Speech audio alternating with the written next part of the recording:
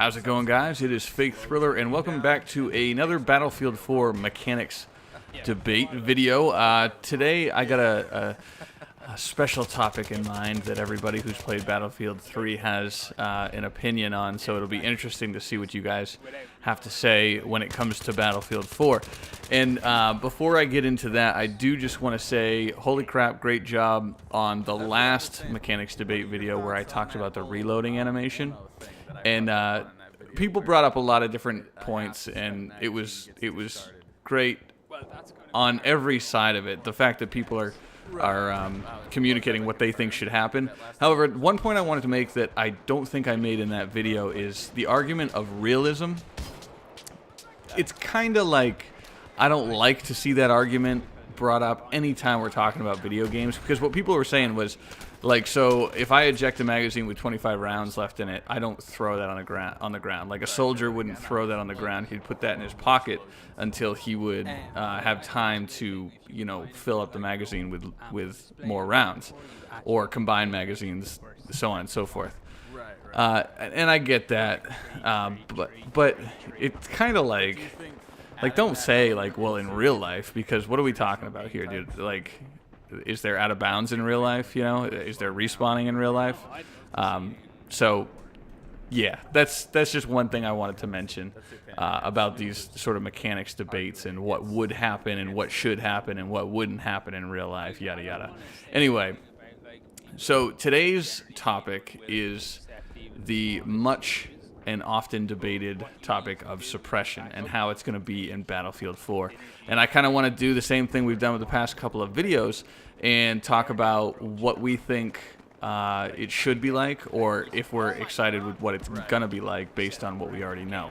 Now, for those of you who don't know, these are the specific mechanics concerning Battlefield 3 and suppression. And I'll explain some of the parts that make people frustrated as well. So, basically, suppression is when a bullet is fired at you, or something's fired at you by an enemy, and they miss you, so they're firing in your general direction, hitting the ground near you, or bullets are sailing over your head, your screen becomes blurred. Now, it's a different amount for each weapon that happens to be firing at you. For instance, sniper rifles, and I believe like heavy light machine guns do the most, and then it sort of scales down depending on what you're being shot at by. So your screen goes blurry and everything. In addition to that, when you try to return fire and you're suppressed, your bullet spread is increased based on the amount of suppression that's affecting you. So if you are aiming with a red dot sight but you're fully suppressed, you'd expect that first bullet at the very least to go dead center of that red dot sight. That's not necessarily the case. There could be a huge cone, depending on your level of suppression, where your bullets could go. And it only gets bigger as you can continue to fire, whether it's fully automatic or even burst fire. So it constantly blooms out. Now, one of the things that people are really pissed off about when it comes to suppression is that you can actually, let's say you're running down the street and you get hit by a sniper square in the chest. It takes you down to 14% health or something like that. You don't get suppressed at all. Sure, you have the effects of your screen starts to go gray and there's red blood all over your screen and everything like that, so it makes it more difficult to return fire, but you don't actually get the same level of suppression that you would get, or the same level of interference you would get if that sniper had missed. So it kind of doesn't even make sense, you know? Like it's the way people feel, as I understand it, is people are being almost rewarded for having crappy aim. Because sure, they're not getting the kill, but at the same time, you're rendering players completely useless, essentially, by missing shots. And I understand that frustration. I totally get it. However, I am, and always have been, in the camp that supports suppression, because I think it's a fantastic game mechanic that enables people to play different roles. In my personal opinion, I find the medic / assault kit, whatever you want to call it, the best class in Battlefield 3, just because it has so much versatility. There isn't a game mode that it can't be used in effectively, and it has what I believe to be the most versatile weapons in the game. High magazine, high damage, high accuracy, high firepower, automatic rifles, as opposed to like carbines or sniper rifles or LMGs and stuff like that. However, suppression, if it wasn't a component of the assault class, and it was only given to, in Battlefield 4's case, the support class, it now gives people another reason, not just to use the support kit, but to no longer use just the assault kit. And as far as gameplay tactics go as well, it's a fantastic mechanic because I hate to reference Call of Duty, but I'm going there. And this is just for the sake of example, so don't get too mad at me.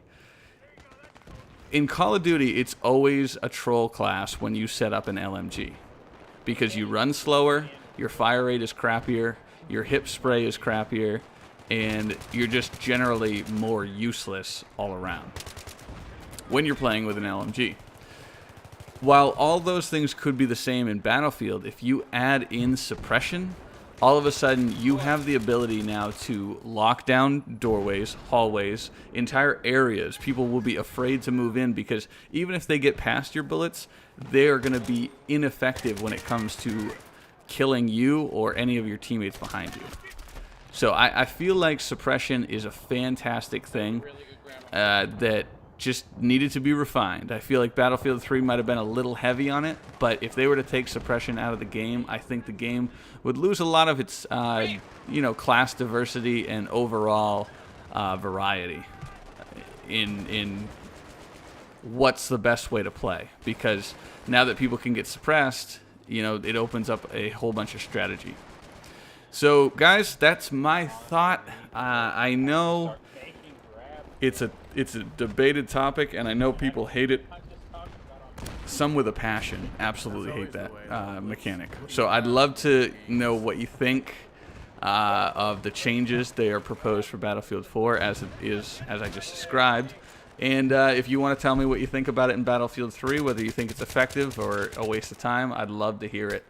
And I think the next episode of this mechanics debate is going to be a little bit more of a niche discussion, and I'm going to talk about mouse and keyboard versus the controller when concerning Battlefield 3 and Battlefield 4. So guys, that's my cue. You heard the ding. That means I need to shut up and go take something out of the oven probably. Anyway guys, thanks for watching the video, and I will see you next time. Peace out.